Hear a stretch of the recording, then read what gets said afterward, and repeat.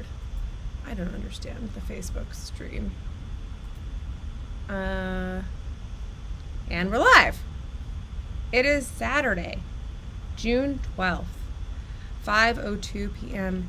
Eastern Time, 4:02 p.m. Dallas time. Not that any of us are in Dallas, but we were just discussing this. Something Zulu time. And should I tell you what time it is in the cicada cycle? I don't know. I can still hear them behind you, though. Today is the day in the cicada cycle when walking into a restaurant, I had to brush one off of Tamara's shirt before we walked in. And when we came home does she like them as much as we do? She does not mind the cicadas. She's pretty pro cicada. And then when I came home, there was a happy cicada sitting in the middle of my living room floor, chirping energetically. So, that's where it is in cicada time. That's pretty awesome. I am really sad I didn't get to see them, but I guess I can still go to like New Jersey, like Princeton. They're definitely on the decline here. Yeah. I might just randomly take a train this week and go to see them. I don't know, in like New Jersey just for the day. Yep. I'll let you know. Right. We're not allowed to have fun anymore, but it is just us Saturday, and there are cicadas. And it's like OG Just Us Saturday. It's like before we started having other co-hosts. It's like just us. I know. It's well, Scott is welcome. He knows he can come. I think he knows he can come. But he's always can come on Just Us Saturdays, obviously. Yeah, but I wanted to give him an out because I think that he's pushing to get done. Yeah, he's like, I think he's sick of it and wants to be done with it. And his deadline is Wednesday. So should we plan the show? Well, it seems like you've been doing a fair bit of show planning already because it's Kate week, and I did. There are some Kates on the calendar. So let's talk about tomorrow. Whose mystery guest is tomorrow? I think because you actually planned a non-mystery guest on... Oh, yeah, that counts. So that would mean it's my mystery guest unless that counts as my mystery guest. Well, what do we think? I think we should put it to a poll. I think so, too.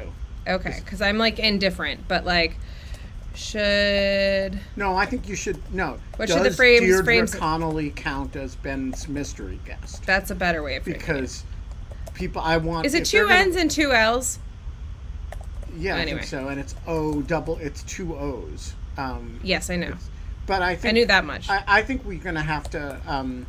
I want... If people are going to vote that it's my mystery guest this week, I want them to have to vote affirmatively that Deirdre doesn't count. Okay. So we'll do that first. Poll. And...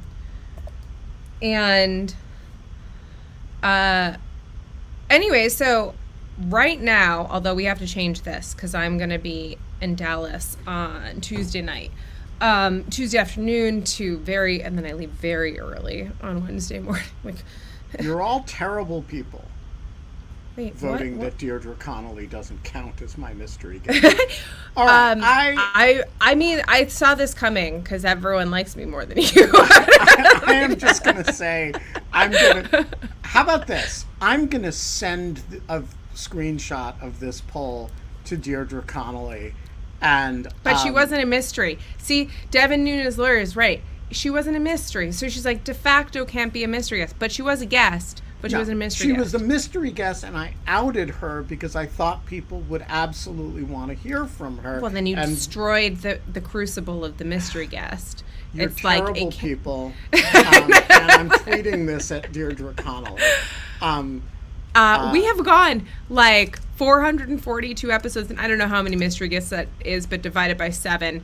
So like 70 mystery guests, something like that, like close to that, 60-ish mystery guests. And we've never had a dispute over a mystery guest. Outed the mystery guest before the show.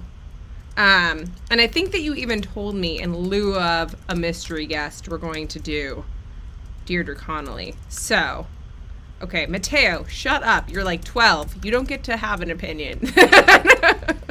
All right, here's what I'm tweeting at Deirdre Connolly. Hey, Deirdre Connolly, look what the In Lieu of Fun show audience did to us. They voted that you don't count and that I have to find another mystery guest.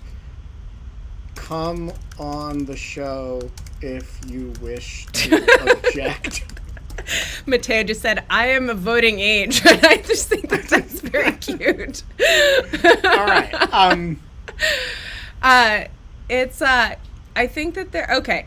Well, I mean, listen, there's no one stopping you from having her back.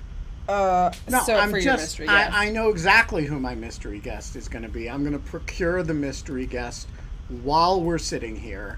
But I'm just objecting in principle to the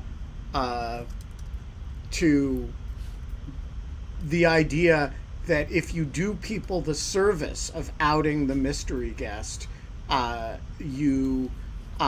doesn't count as a mystery guest. I'm just but the whole flabbergasted by the whole point incentive of that structure is this it's creates. like very fun to like guess the mystery guest on Sunday. It's like a whole thing. There's chats about it. There's polls. It crosses over to Twitter. I feel like this is okay, so mystery guest, presumably yours, for tomorrow. But the whole week I did mostly plan. Wait, so except just for, to be clear, yeah. tomorrow, Kate Week starts on Monday, not on Sunday, right? Because it's one thing to tell me 24 hours in advance I have to find another mystery guest. It's quite another thing to tell me you have to find a mystery guest named Kate. No. It can start on Monday and run till Sunday, and that will mean that Sunday the 20th is also my mystery guest. Yeah, so you will have to have and I'll have to find a mystery guest named Kate after I've run through all of my all of my actual guests named Kate. You're the one who wanted to do Kate Week. It was not me. It was like, I think that there was a consensus I was going to actually try to get the fellow who got nearly swallowed by the whale on. Do you want to I'm going out to the Cape. I'm there starting next week. So should I try to, he's friends with Buzz, my next door neighbor in the Cape.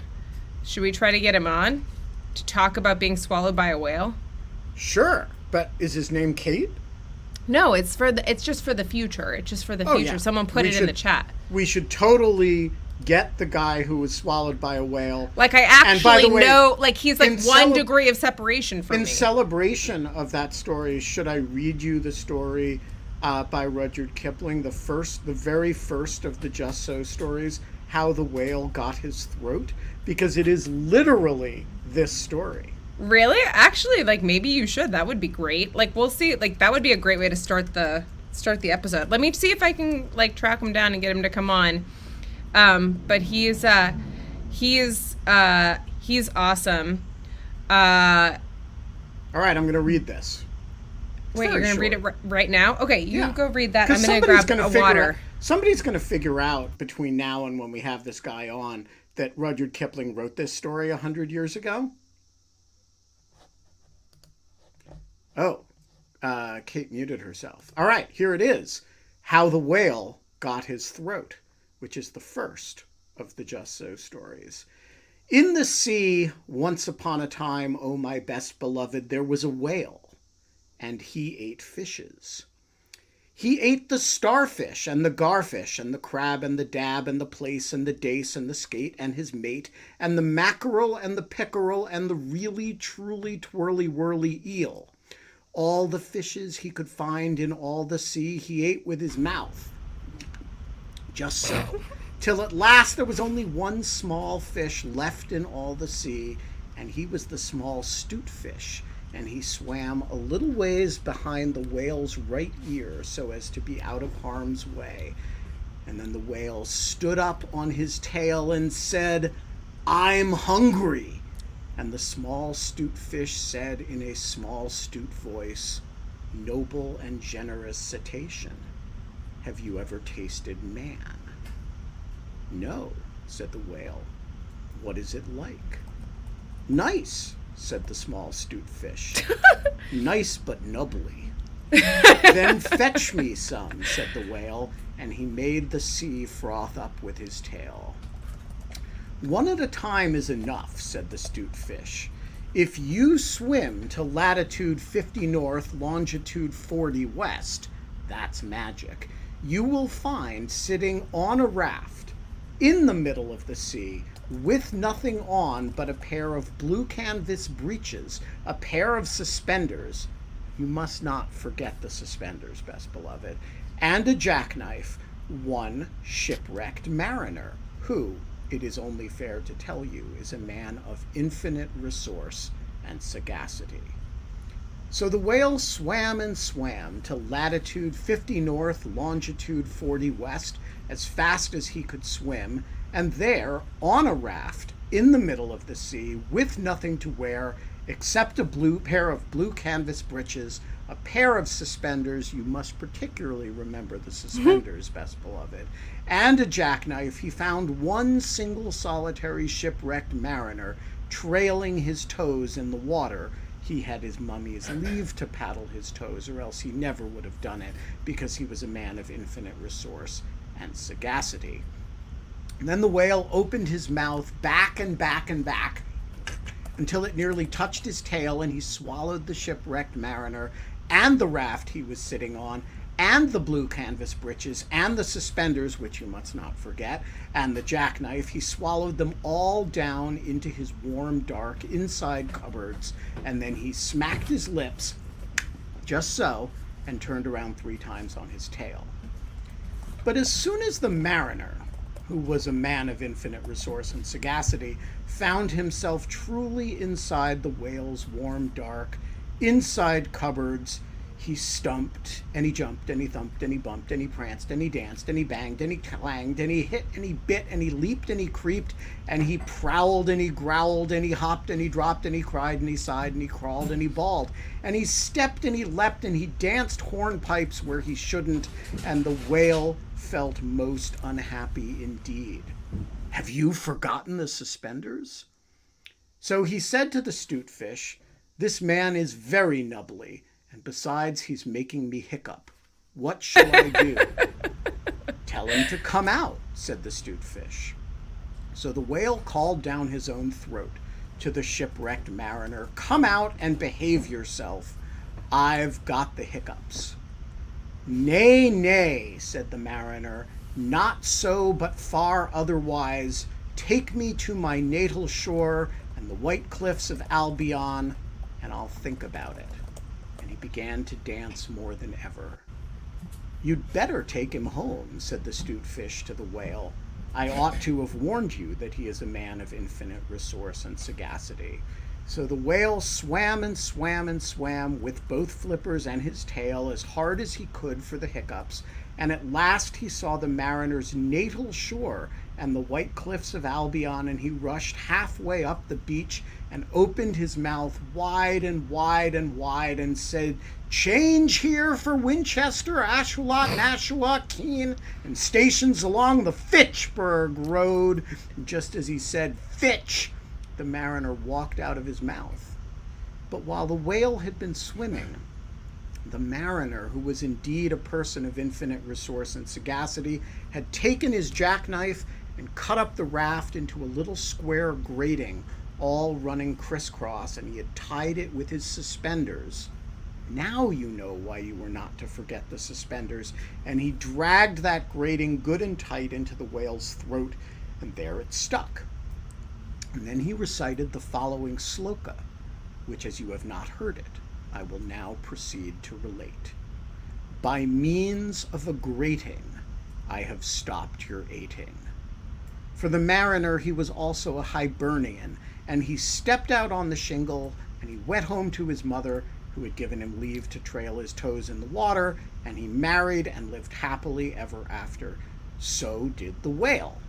But from that day on, the grating in his throat, which he could neither cough up nor swallow down, prevented him eating anything except very small fish, And that is the reason why whales today never eat men or boys or little girls. The small stutefitch went and hid himself in the mud under the dorsals of the equator, and because he was afraid that the whale would be angry with him. The sailor took his jackknife home. He was wearing the blue canvas breeches when he walked out on the shingles. The suspenders were left behind, you see, to tie the grating with. And that is the end of that tale. That is so perfect and wonderful. It was like really fun. It is totally the explanation of why Lobster Fellow got coughed up. He did not get swallowed down because humpback whales have the grating in their mouths, and so they cannot eat men or boys or women or little girls. And so that is the Lamarckian genetic story of where the whalebone comes from. I love that. I'm going to put both. I'm going to put the link to the Cape Cod Times story in. And yes, we have to invite him on the show. I mean, it's kind of crazy that, I mean, like, I know, I also, like, so the people that are in that story, there's, like, 2 Mayos, which is, like, M-A-Y-O, like, short for mayonnaise, but there are a number of beaches, and there's a very old family, fisherman family off the coast of on Cape Cod, and there's a Mayo beach that's very famous, and a bunch of, like, Mayo landing and, like, things like that, and, like, the partner who was in the boat that, like, fished him out after he got eaten by the whale was a Mayo. And so, like, I don't know, it's just, like, a very funny kind of story. It's a very New England story. Somebody is asking, well, and of course the train stations, when the whale vomits up the mariner, are all in New Hampshire. Yes. And there's a reason for that, which is that when Kipling married and he moved to the United States and had his children here, and they lived in New England. And so while he's thought of as a English writer, which of course in some sense he was actually, I think he was born in India and grew up there, there's an American and specifically New Englandy lilt to the story as well. That was really wonderful. Somebody is asking in the chat why I said little girls, not big girls. And the answer is that's in the story. And there's a reason why the stories are gendered, which is that these were oral stories he told to his daughter Josephine. So when whenever it says best beloved, that is a reference to his daughter Josephine, who tragically died of some childhood disease, and he thought it was measles, actually. I don't know what it was, anyways. But she died young. The Just So stories are basically transcriptions he did later of his bedtime stories to Josephine. That was lovely. I mean, I think but there's a reason why it's gendered. He's talking to a little girl, and he's saying this is why the whales don't eat men or boys, and also you is right, like kind of like why which is why he says little girls. Yes, I think that was lovely. I actually had never heard that Just So story, or if I had forgotten it completely. It's the first of them. Is it? I must have just completely forgotten it. Like, I just had no memory of it. One of the majority of them that has no racial overtones at all. There are a few where the race stuff really creeps in ways that make them very uncomfortable for modern readers. But there's a bunch of them that are just perfect little stories. Yeah, no, that was great. I think that it was something different to listen to someone tell it well or to read it well. I think that there are certain things when I was reading Just So stories, or I was reading things when I was younger, I was reading them to kind of like get through them and like check them off a list almost. Like, oh yes, I've read Just So stories. The Just So stories should always be read out loud. And particularly they should always be read out loud to a small child. Because how perfect they are, you can see on the faces of they are really magical stories, and It's one of the great literary pleasures in life is to read the Just So stories to small children. That was great. All right, let's plan the show. Okay, so Monday I'll find another. I will take care of this week for Kate's. If people have Kate suggestions besides Kate Darling, who's going to talk about her book on robotics, which we're trying to move around from Tuesday because I'm not going to be here and I want to do her interview. But even if we can't, you'll be fine with her anyway. And Kate Shaw, who of Cardozo Law School and Strict Scrutiny, is coming on Wednesday. And Kate Crawford, who just wrote Atlas of AI, and who is just a tremendous mind on AI ethics. It is coming on Thursday to talk about her new book. And so we're left with two Kates to fill out. Kate Masseur, someone has mentioned before, and I don't know her, but maybe I can try to get her. She's at Northwestern. That would be great. Okay, let me see if I can. I will ask her. I don't know. We have mystery guest. I also have to fill out a mystery guest, so I'm gonna hold back all of the Kates that I know, so that we can, possibly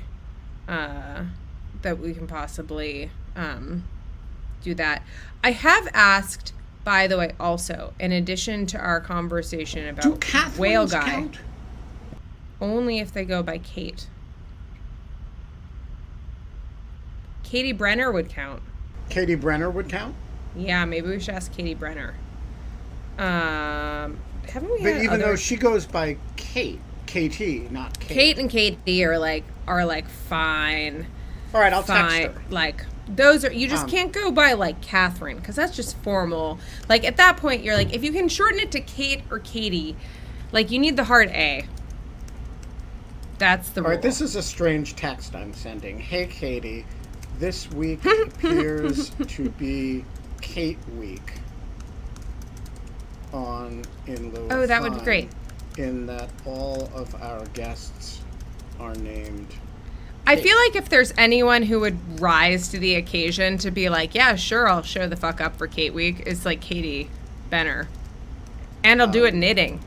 So do we want her for Tuesday or Friday, right? Yeah, Tuesday would be ideal. Participating, and if so, can you do Tuesday or Friday? Okay. Katie Benner has been texted. Perfect. Katie Porter is a great idea. That would be a great idea. Let me see if I can. We know her lawyer. Yeah, we know her lawyer well. Let me see if I can. Ben Weaver is arguing for all Catherine variants counting. No, that's wrong. I think we have. I make the rules. I know. And I mean, that's an opinion you can have.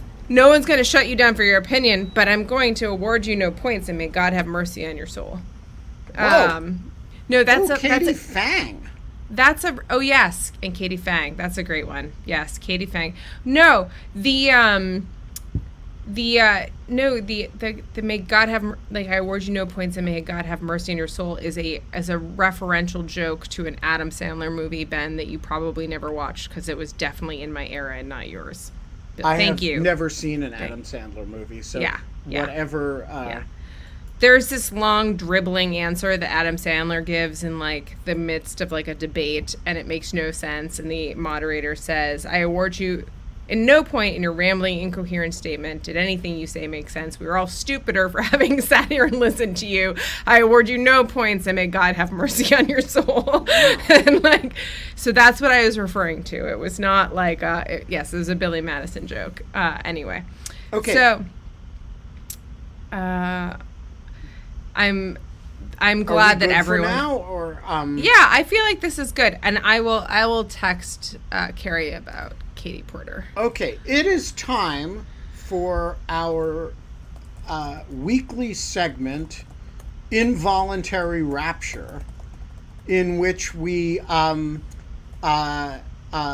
choose a member of the audience and rapture them in, even though they have not posed, without regard to whether they've posed a question. As always, you have the option of declining, but accepting and showing up on screen will be taken as consent to grill you about things. And also, as we learned last week, it will be taken as consent to us assigning you work, like writing us a theme song, and also being made gentle fun of, because, it's in lieu of fun. So it's not in lieu of making fun. Kate, are we rapturing somebody in? I sure am, and I found them. Let's wait for it. I want to know how many people ate wings last night because of us, by the way. A poll. I know, that's what I was thinking. Did you have wings on Buffalo Wings night? Hey. It's Ev! Dave. How are you? Hello. Hi. With your blonde wood background, which is unique. I always feel like she's calling in from a sauna. I'm like, why aren't you sweating? Excellent. Welcome to the show for Involuntary Rapture. Thanks for inviting me. You're heading west. I do. Yeah. So tell us about your big plans for the summer. Actually, it all started a few months ago. I was like procrastinating, and I was like looking at videos of canoe and kayak. I was like, oh god, I missed that. And I started what? canoe and kayak. Canoeing and kayak. Oh, canoeing and kayak. That's right. You do. Yes, you do that. You do the professional. I forgot that. Okay, sorry. I couldn't discern whether you were referencing the travel planning website Kayak or whether you were actually talking about kayaks. No, it's more. Okay. Yeah, it's more. And if you don't understand something I say, just ask me to repeat.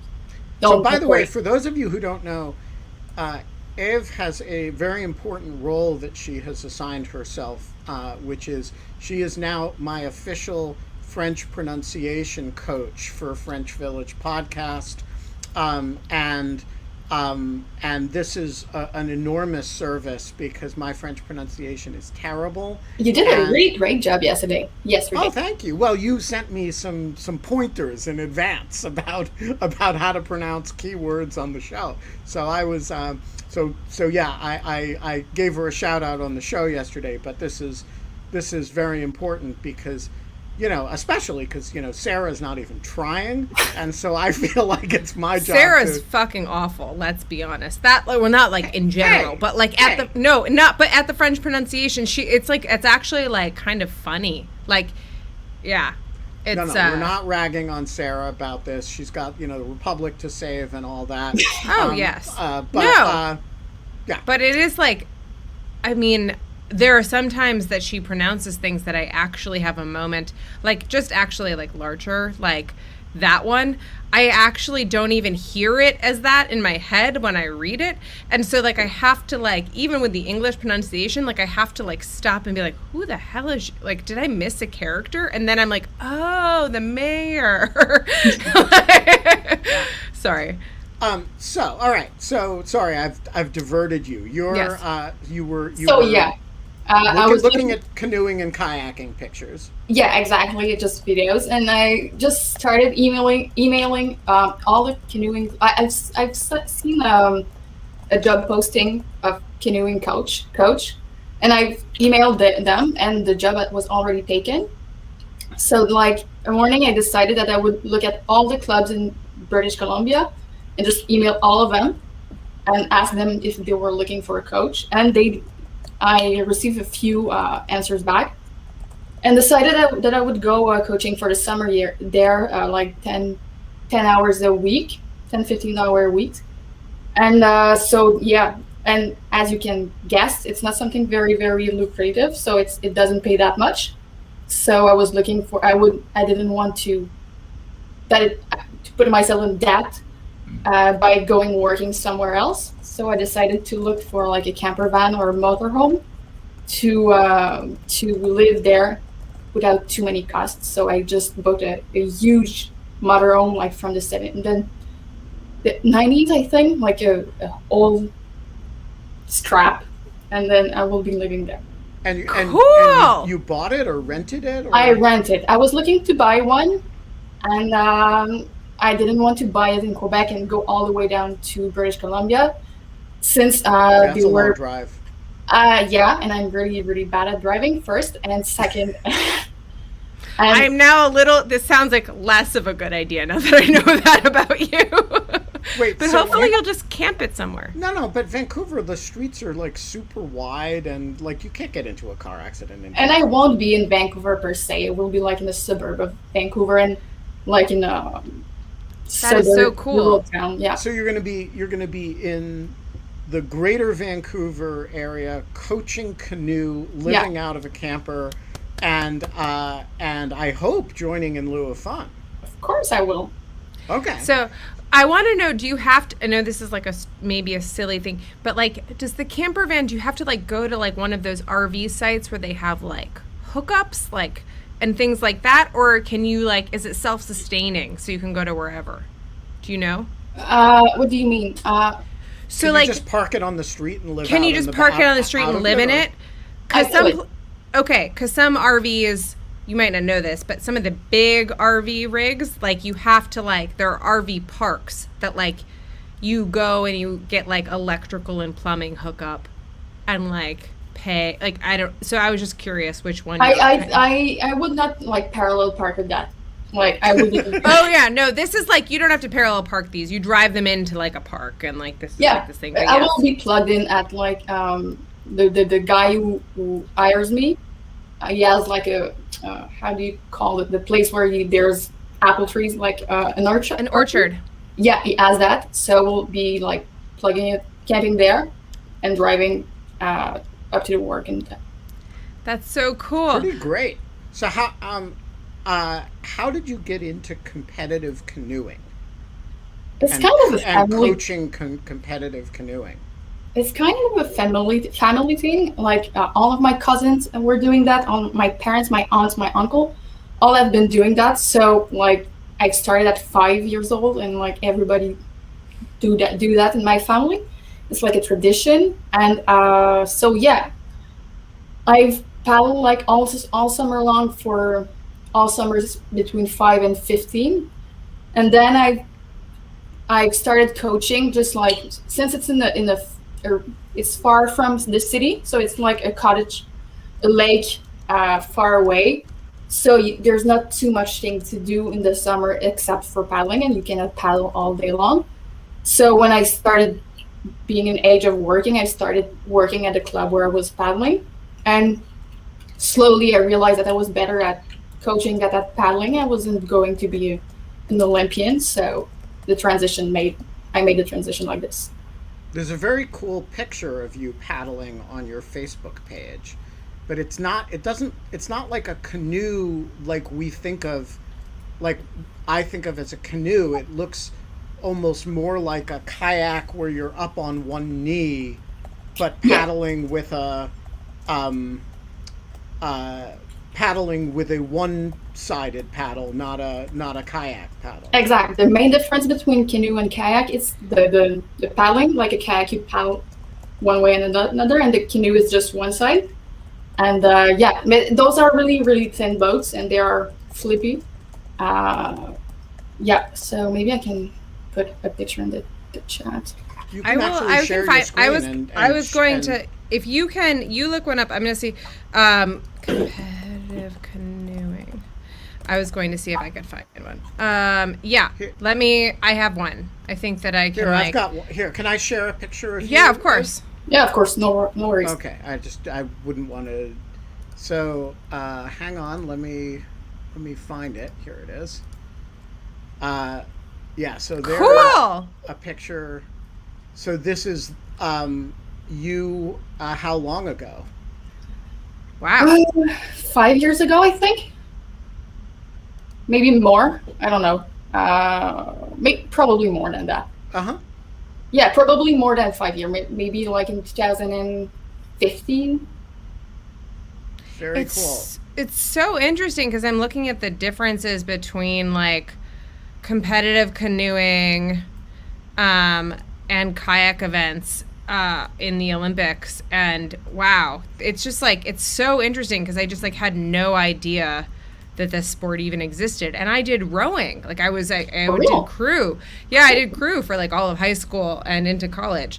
But I'd never heard of this. So yeah, that's not very well known. Actually, all of my life I was told, "Oh, you're doing rowing, cool." I was like, "No, that's not exactly the same thing." And cool fact: this summer at the Olympics, it will be the first time where women will be allowed to paddle, to compete in canoe. Oh, because cool. It was problematic in like it would hurt your reproductive system if you like women were. It's really archaic. It's like, yeah, I don't know why, but a sexist thing actually. So is it a bigger sport in Canada than it is in the States, and is it a bigger sport in French Canada than in other parts of Canada, or is it an unusual sport except in your family? I don't know. It's the national sport of Hungary. So in Hungary, it's really, really a huge thing. In Canada, there are many clubs and we have quite a bit of successful Olympians. So it's not completely unknown. And American paddlers actually come to Canada to paddle since there's not a lot of financing for coaches and all of this stuff in the United States. But yeah, it's not very well known except in Hungary. Interesting. All right. Well, so what work should we assign Ave for the week? I mean, I feel like she's also already doing God's work, helping you with your French pronunciation, and I don't want to like. Certainly, it's all order, but also, I mean, it's a little bit, ducks with pants kind of set the bar pretty high. Yeah. I know, she wrote an entire theme song and performed it. Write and perform a theme song too? I'm not sure you want to. I mean, I think that maybe what we need to start making as we move out and venture out into the world is that we need to get bumper stickers. And I think that all we can ask of Ev is that she maybe you should design a bumper sticker for In Lieu of Fun to go on your van for the summer. You can try. I feel like you could do that. I like that. Yeah. All right. To put on your camper van. It has to. I don't want you to get in trouble for putting a bumper sticker on your rental camper van. But so we'll have to tape it on or something.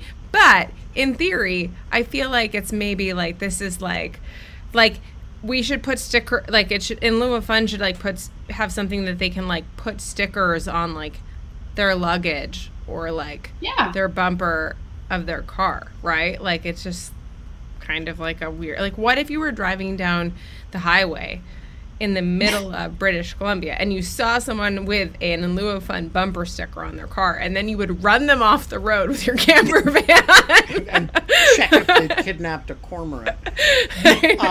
All right, we're gonna let you go. Have a good and safe trip out west, and keep in touch while you're out there. Yeah, of course. Yeah, have a safe trip. Bye. I love her. She's so great. So great. All right, let's. I guess it's time. That was an insane photo of her.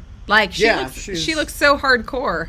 And I mean, she is hardcore, but she also looks hardcore. We have no sense of how fast that boat is going, but judging from the intensity and the rippling arm muscles, I know. I would have to say it's moving pretty fast. Yeah, it's kind of cool. It's super cool. So, okay, we have a bunch of questions, and a lot of them are for you. So, let's see. I feel like a lot of it is around the DOJ. I'm trying to figure out which one to like ask, and then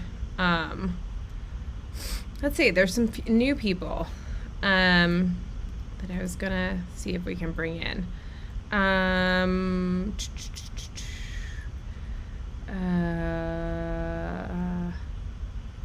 Let's see.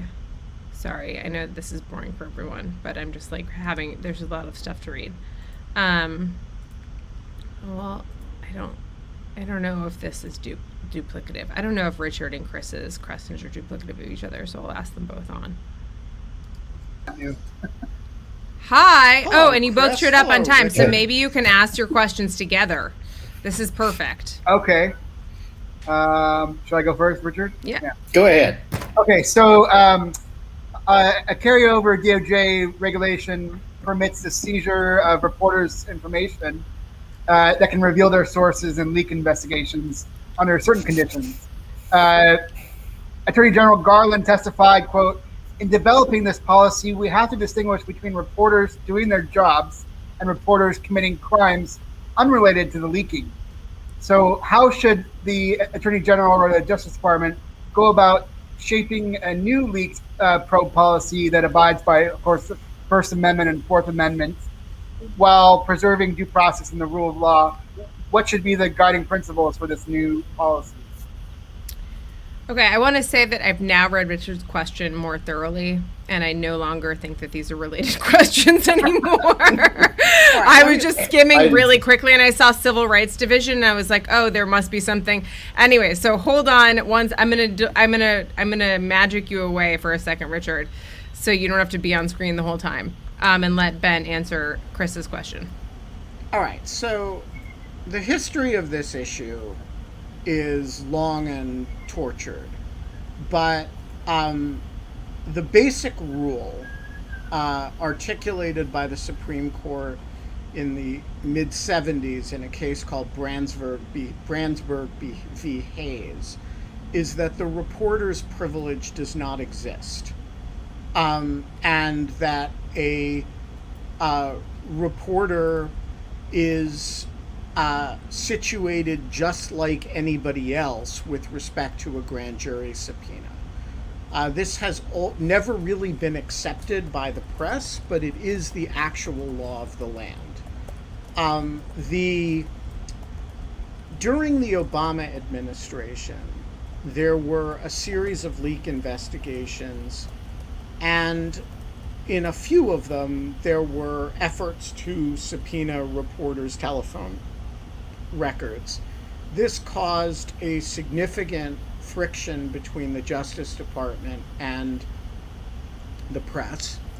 And again, this is not a serious legal question. The Justice Department has the authority to do this.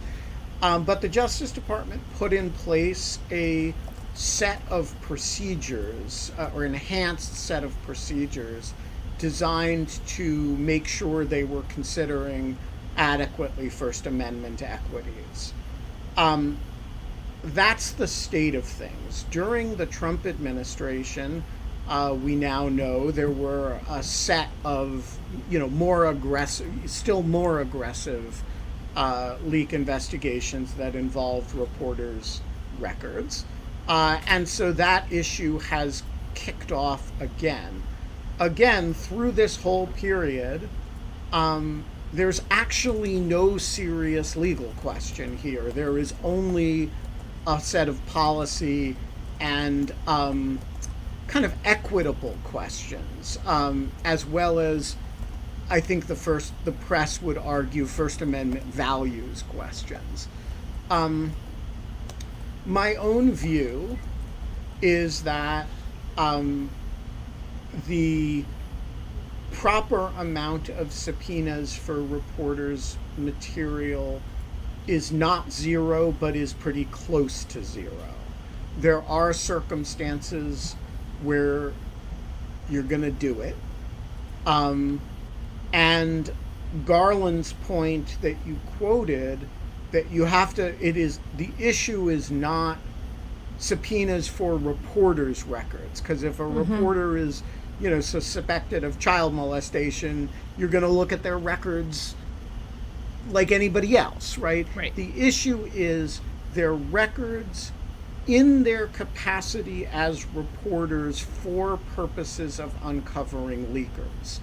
And look, that's an issue that, every Justice Department has struggled with. Some have done more struggling than others.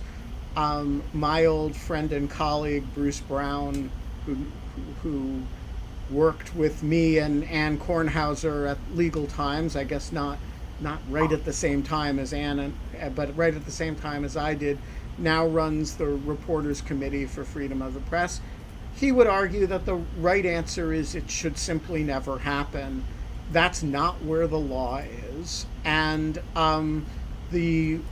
but I don't think anybody except maybe Jeff Sessions or Bill Barr doesn't think it requires a great deal of care. And so I think if the concern is that there was not a lot of care in the last administration about it, the data appear to be bearing that out. Let's just leave it at that for now. There's no simple policy answer to this problem. It's a judgment issue. Yeah. Sorry, I didn't mean to rapture him away, but yeah, I don't know. I think the judgment issue is the best way to put it. It will be interesting to see how it proceeds in the Biden administration. Like, for example, I still think that they should be doing more for reporters' freedom, especially in international contexts. I mean, look, Biden has said he thinks they shouldn't be doing it, or they shouldn't be doing it, and I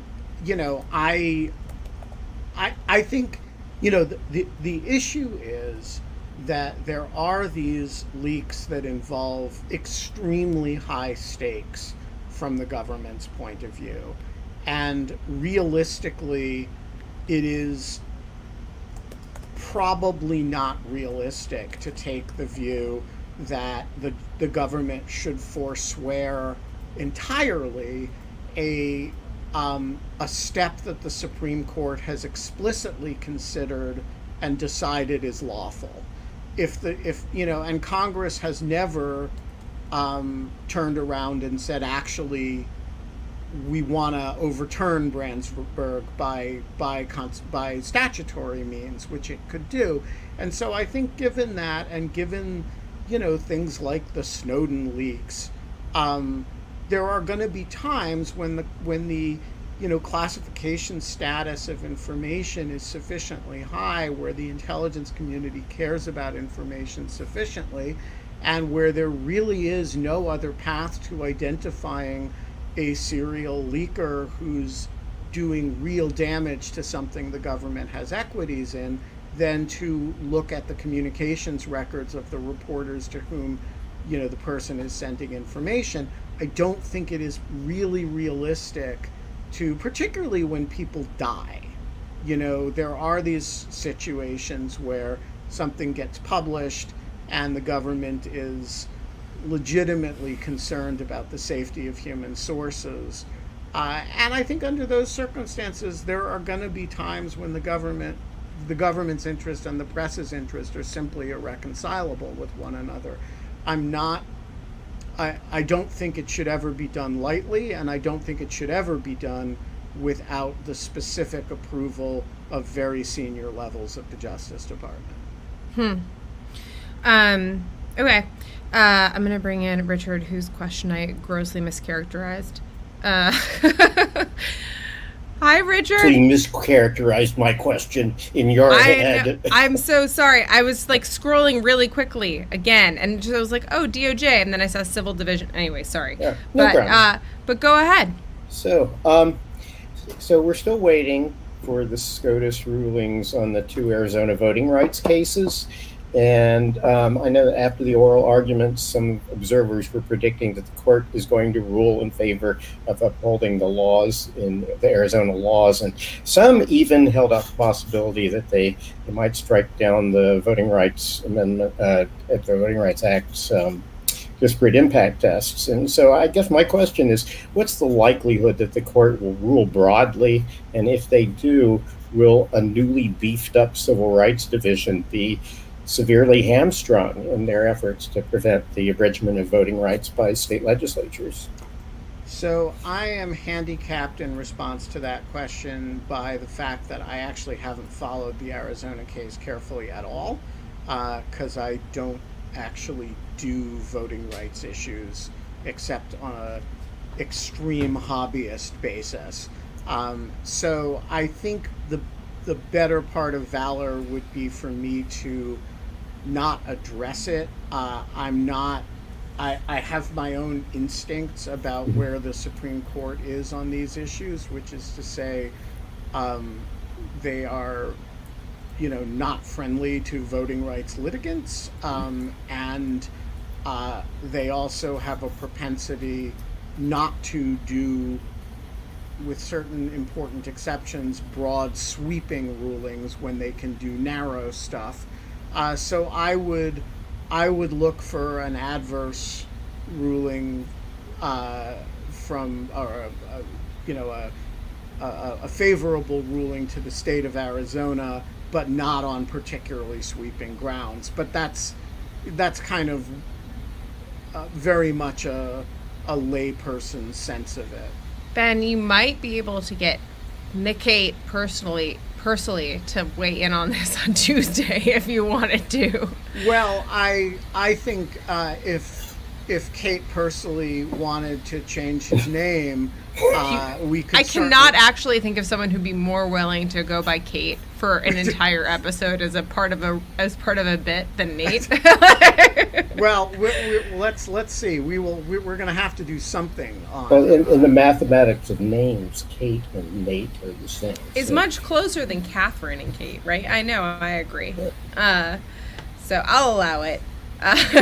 Thank you, Richard, for the question. Sure. So I don't know if we've had Paula on before. Paula, are you there? You are a green square right now. Rectangle. I'm sorry. I usually watch on YouTube, which I know Ben says psychopaths live on YouTube. So No, you are welcome here. I now Green have the rectangles courage. live on YouTube. Yeah.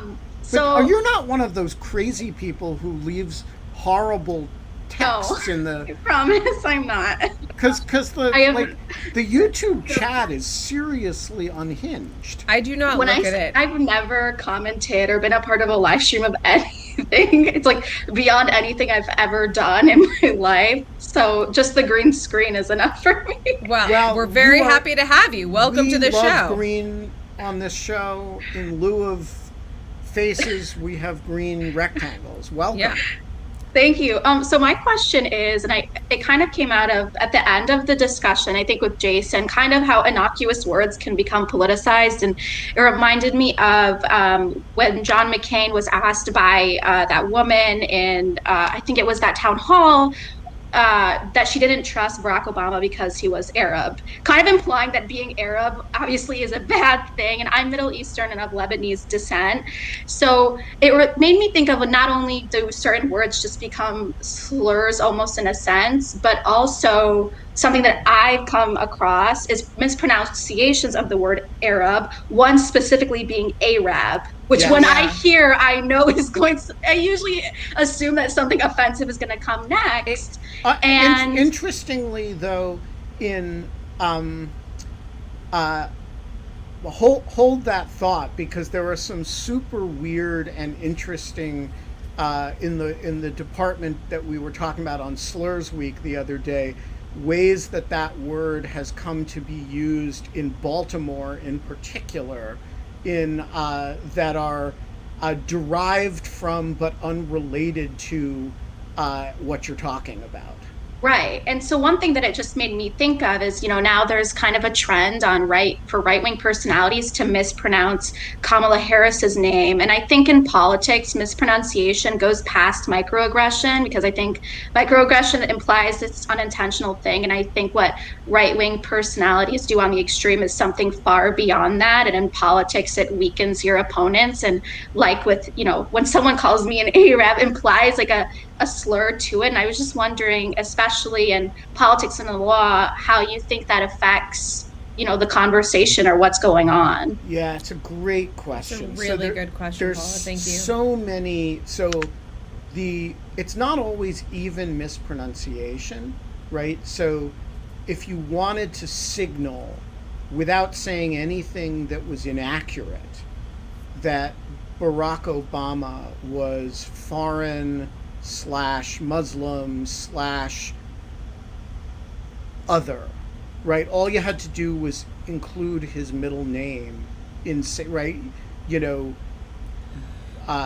I mean, I had a conversation with a progressive person on the left that was like, I'll never forget in 2004 when John Kerry was running, and after the DNC speech keynote that Barack Obama gave, and I was like, that man is going to be president. And my friend turned to me, white guy, college age, and he was like, no one in America will elect a man with the middle name Hussein to be president. Right. So, and with complete certainty. That was used it was weaponized, and it didn't even need to be mispronounced. All it needed to be was pronounced. Now, interestingly, it didn't actually have the effect of inhibiting his political viability. But I definitely agree with you that, with the exception of the city of Baltimore, where the word Arab means a person who sells fruit from a push cart, which is a fascinating derivation of a slur that has lost its slur quality. Sometimes in Baltimore they use the word Araber for this as a synonym for that. And that's I think, mostly African American community usage. When you mispronounce the word Arab, you are saying something. And I don't know how that came to be exactly. But I also agree with you that the intentional mispronunciation of Kamala is a signaling thing for a lot of people. And again, I don't know why it signals something. Maybe because it communicates real Americans like me, the speaker, can't get our mouths around that strange name, or maybe it signals. I used to think that it used to signal education, but I don't think that that's correct. And I do think that you're right. I'm not going to conform my mouth to say the name with the accent that is proper with, I think a lot of people do this when they go to, I'm sure people do this when they go to foreign restaurants. So they try to say the dishes with the names. And sometimes it sounds funny, right? But I think it is trying to, speak in a way that is, how that person would typically order that dish. And it's almost I don't even want to take that step, and I'm going to do it to, when you mispronounce someone's name on purpose, it is kind of putting in a signal that I'm not even going to put in the effort. There is so kind of, and I'm certainly not going to speak for John McWhorter, but I would imagine that what he would say here is that all language is in some way signaling, and it's often not. It is both in the choice of word, but then also in the presenting of that word. And so I was just before saying how Sarah said Larcher instead of Larcher when she was talking about the French mayor on this show, that it's a French show, and about the her pronunciation. But I don't think for one instant that Sarah is denigrating the French by not by not pronouncing that correctly. It's actually just kind of comical and funny. It's kind of going to and being I don't know, ordering escargot instead of escargot, right? It's kind of just it's just kind of funny. People, I just think it's interesting that you could make that distinction, right? Because when Sonia Sotomayor mispronounced Kamala Harris's name, I don't think anyone took that as her being insensitive, because we have a background and an understanding of who she is, quote unquote, as a person, even though we don't know her. But even the French thing, I think, is like more distinct. Like, I am a French minor, and I've heard several English speaking students like jokingly say bonjour, which is just like a purposeful mispronunciation. Yeah, And I know it's in a joke France, when you're in French. right. Like, right when you're like, you're speaking of Americans, tourists who come and say bonjour, like when you like they show up in Paris. Yeah. So Paula, can I ask you a question particular to the Lebanese community in the United States? Yeah. So Yes. the Lebanese emigration to the United States took place at very different times depending on which segment of the country you're talking about, right? So there's an initial wave that's almost entirely Christian in the late 19th century and early 20th century. There's a later wave that's that has a significant Shia component. Do you find that in the Lebanese community the issues that you're describing vary depending on how long people have been here? I mean, okay, so I'm younger than my parents. I think my dad came like maybe in the like 70s, and he's Christian. I was born here and my parents were born in Lebanon. I think actually they have like they've had to conform their names in a way that I haven't had to. Like, Pauline's very French because my mom's part French, but they've had to like change their names like to like Bob, for example, which isn't even relatively close to my dad's name, because people would think his name was female and would like address all of his mail Mrs. whatever his name was. So he just ended up telling people to say Bob, which is not even close to what his name is. But for me, like, I grew up getting from students, and I think this is maybe because I grew up in an era like with 9/11 being kind of around the center of what was happening in politics, being called Arab. And in like my political science classes, I mean, we did like comparative, law and things like that when we would discuss the Middle East, like just repeatedly hearing people mispronounce things in a way that I wasn't sure if it was purposeful or not, but I think that's more of my experience versus his. But I think like older generations just don't even talk about it because they're just so used to, turning on the news and just everything being mispronounced. Whereas for us, we kind of have a different expectation of, if we are in a progressive circle, for that not to happen. Yeah. I love this conversation. This is so great. I think this is a nice. And Paula, you even phrased your question in the chat. I'm gonna let you go because we have to kind of close and go to Pauline. But please come back again. And I put it in the chat. But I was like, please come back and on the Crowdcast. This was a wonderful thing, and I think Ben, I think you would maybe.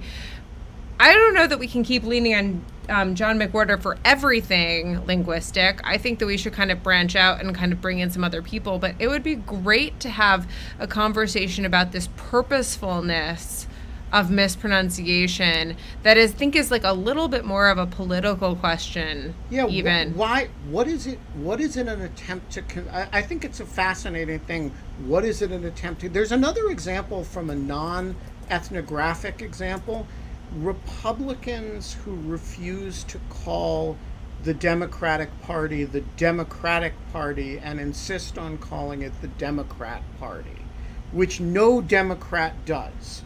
Yep. Like, I literally 100%. don't know a Democrat who calls the party that they're members of the Democrat Party. But there is this kind of fetishy insistence on calling it that in certain wingy circles. I've never really known what they're trying to communicate when they do that. Yeah, it's so interesting. I don't know. It's so interesting how subtle and how social language is.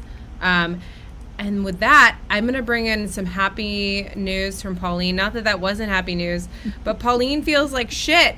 Yes. Because but for good reason. Why do you feel like shit, Pauline? Because I got back my second shot yesterday. Yay! Yeah.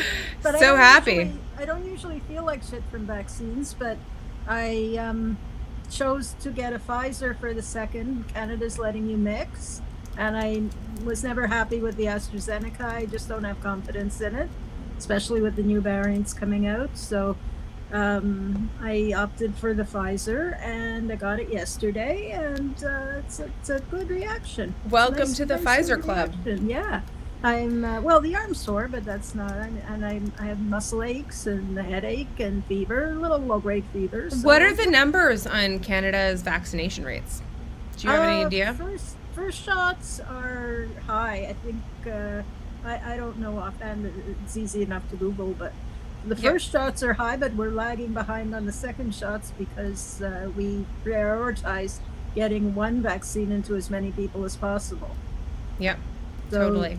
Yeah, so that, it was a decision that may or may not be controversial, but I was okay with it. I got my first one in March, and they gave me an appointment for July 2nd, but now that they've got more availability, they're allowing us to move up. So I was able to move up to yesterday. Yeah. I legit had to cancel class the day that I got with an hour's notice, the day that I really tried to fight through it, and then was like, nope, I'm just not going to do this. I cannot. Yeah, I felt like garbage. I cleared my busy schedule. Yeah. Well, feel better. Yeah, feel better. Congratulations. Oh, I'm very happy to. It's starting to ease off, so I'll be fine tomorrow. Great to see you, Pauline. See you soon. Guys. We will be back tomorrow. I have procured a mystery guest while we were sitting here. It's going to be exciting. I am not going to give any clues about the mystery guest. None? Wow, is this out of bitterness or spite or what? Yeah, because if I give you a clue and somebody guesses it, then somebody's going to say my mystery guest doesn't count.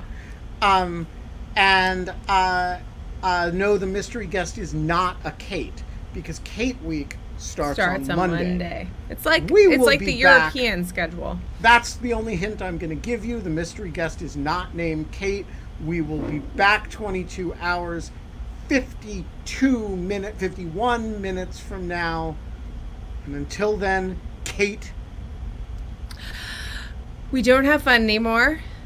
But we do have vans that we can travel across our country with and live in while we canoe. And coach canoeing. It's so coaching great. Canoeing seems like the best approach because it means you're not the one who ends up gasping for air. Spoken like someone who has never taught any, doesn't teach things on a daily basis for a living. That sounds terrible to me. All right. Bye. See you tomorrow.